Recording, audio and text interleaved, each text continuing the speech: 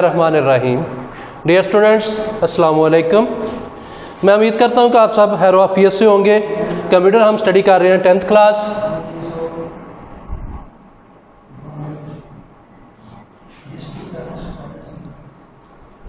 Chapter number 2 हमने start किया हुआ है।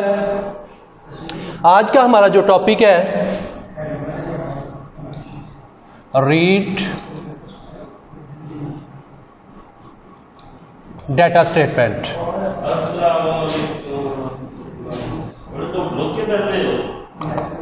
Read data statement. Read data statement की जब हम बात करते हैं तो इसमें हमारे पास जो है वो बेसिकली दो स्टेटमेंट्स हैं, एक रीड और एक डाटा।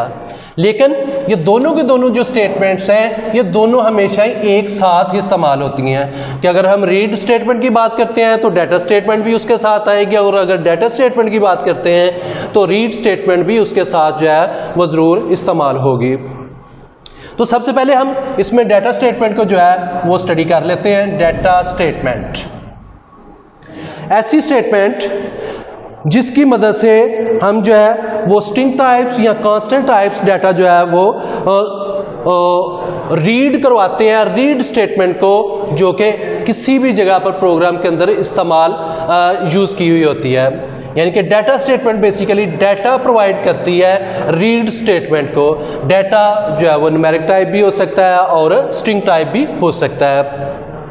अगर हम इसके सिंटैक्स की बात करते हैं तो डाटा और उसके बाद list of variables, list of constants या लिस्ट ऑफ स्ट्रिंग्स जो है वो हो सकती है।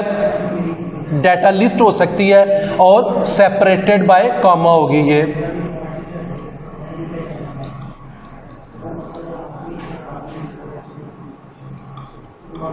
कॉमे की मदद से इसको जो है वो सेपरेट किया होगा और वो जो है डाटा न्यूमेरिक टाइप भी हो सकता है और स्ट्रिंग टाइप भी हो सकता है। लेकिन ये डिपेंड करेगा कि हमने किस तरीके का डाटा जो है वो रीड करवाना है। अगर न्यूमेरिक टाइप रीड करवाना है तो इसमें जो डाटा हम बता रहे होंगे वो न्यूमेरिक टाइप होगा, और अगर स्ट्रिंग टाइप हमने बताना है तो वो डाटा जो है वो स्ट्रिंग टाइप होगा, जो कि आगे हम एक प्रोग्राम की सूरत में इसके एग्जाम्पल भी जो है वो स्टडी करेंगे।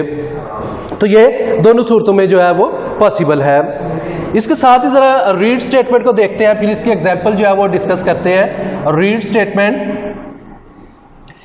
स्टेटमेंट सेम यही इसका फंक्शन है, इसका काम यही है कि जो डाटा स्टेटमेंट के अंदर हमने डाटा बताया हुआ है इसने वो रीड करवाना है with the help of variables.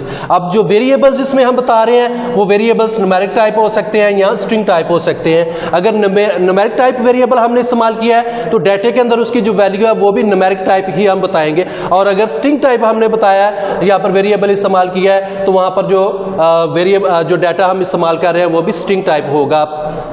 In case हम ऐसा कर देते हैं कि रीड के अंदर जो वेरिएबल्स हमने इस्तेमाल किए हैं उनकी टाइप जो है वो डाटा के साथ जो है वो मैच नहीं करती, तो वहां पर एरर जनरेट होगा। मिसमैच, डाटा टाइप्स मिसमैच या टाइप मिसमैच का एरर वहां पर जो है वो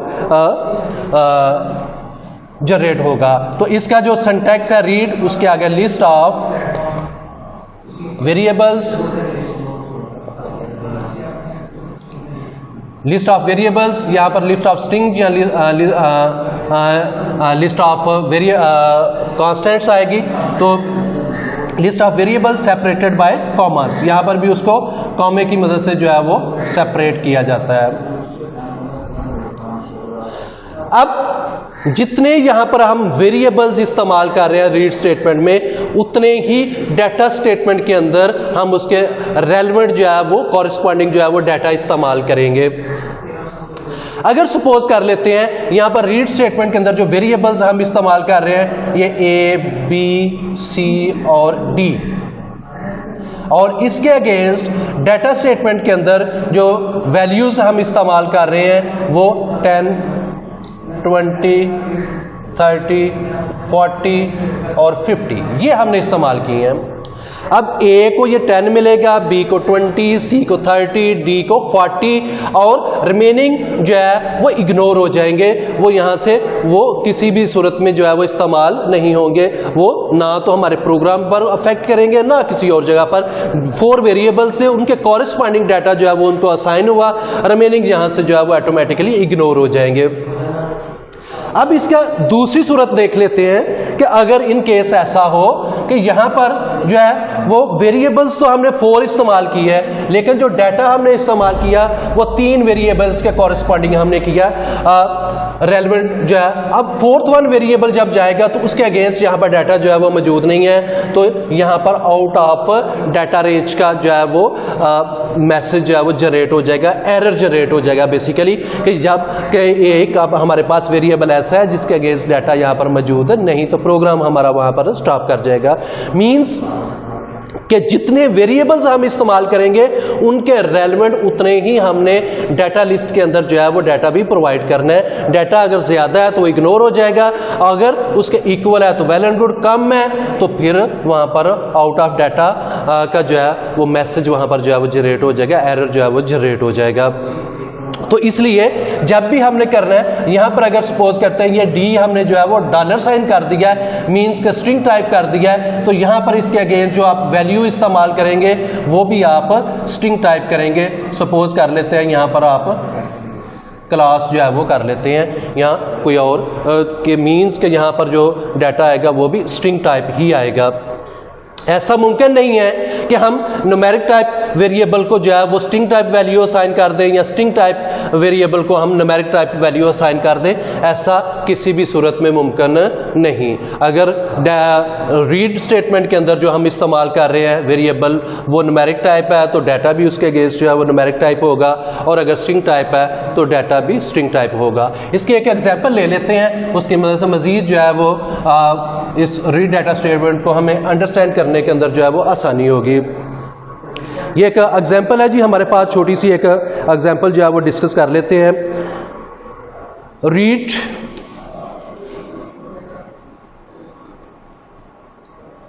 रीड करवा रहे हैं जी हम, यहां पर वेरिएबल्स है हमारे पास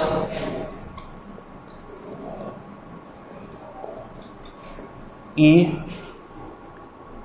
और पी डॉलर साइन। उसके बाद नेक्स्ट है जी हमारे पास एक कैलकुलेट करवा रहे हैं पेरीमीटर। ये एक वेरिएबल हमने ले लिया पेरीमीटर, इसको वैल्यू असाइन हम करवा रहे हैं जी क्या, A plus B plus C plus D और प्लस ई, यानी कि उनका सम यहाँ पर हम इनको जो है वो असाइन करवा रहे हैं, और उसके बाद प्रिंट करवा रहे हैं ये वेरिएबल पी डॉलर साइन, जिसमें स्टोर करवा रहे हैं पेरीमीटर।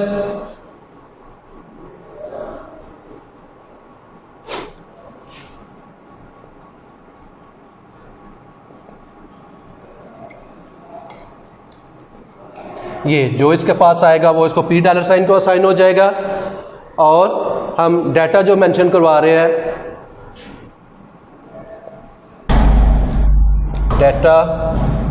डाटा जी हमारे पास 12, 18, 24, एक और डाटा स्टेटमेंट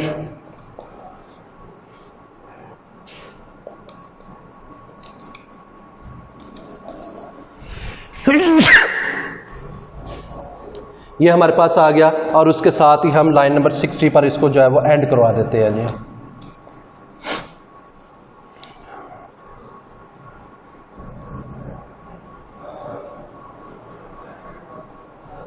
अब यहां पर अगर हम बात करते हैं तो जो वेरिएबल्स हमने इस्तेमाल किए ये न्यूमेरिक टाइप वेरिएबल्स हैं, और ये एक ऐसा वेरिएबल है जो स्ट्रिंग टाइप हमने इस्तेमाल किया। रिमेनिंग जितने भी हैं वो सारे के सारे हमारे पास जो है वो न्यूमेरिक टाइप्स है। न्यूमेरिक टाइप जो वेरिएबल्स है यहाँ पर उनको हमने सम अप करवाया, और एक ये वेरिएबल लिया पेरीमीटर जिसमें स्टोर करवाया, पेरीमीटर को ये जो स्ट्रिंग टाइप वेरिएबल था उसमें हमने स्टोर करवा दिया पी डॉलर साइन में, क्योंकि ये स्ट्रिंग है और इसमें यहाँ पर हमने स्टोर करवा दिया पी डॉलर साइन। अब इसको यहाँ पर हमने प्रिंट करवाया था, print p dollar sign, print statement यहां पर आएगी क्योंकि रिजल्ट आप ले रहे हैं print p dollar sign. Data आप दे रहे हैं, अब ए को 12 मिलेगा, बी को 18 और सी को जो है वो 24 मिलेगा, डी को 15 मिलेगा और ई को 20 मिलेगा, ये 30 जो है ये आपका इग्नोर हो जाएगा। यहां पर दो स्टेटमेंट्स इसलिए इस्तेमाल की गई हैं कि अगर हम मल्टीपल स्टेटमेंट्स के अंदर भी देंगे तो फिर भी वो एक ही स्टेटमेंट के अंदर उसको कंसीडर करेगा, यानी कि फोर्थ वन को जो है 15, फिफ्थ वन को जो है 20, उससे आगे ही वो चलेगा। ऐसा नहीं होगा कि वो दोबारा से वापस आ जाए, वो उससे आगे ही जो है वो कैरी ऑन करेगा। तो ये इस तरीके से रीड ने यहां पर जो है डाटा रीड किया और जो फर्स्ट वन वेरिएबल था उसको first one value, second one को सेकंड वन, थर्ड वन को थर्ड वन जो है वो असाइन हुई। तो इस तरीके से ये रीड डाटा स्टेटमेंट जो है ये काम करती है। मैं उम्मीद करता हूं कि आप लोगों को जो है वो काफी हद तक इसकी जो है वो समझ आ गई होगी। इंशाल्लाह मुलाकात होगी नेक्स्ट लेक्चर में। अल्लाह हाफिज।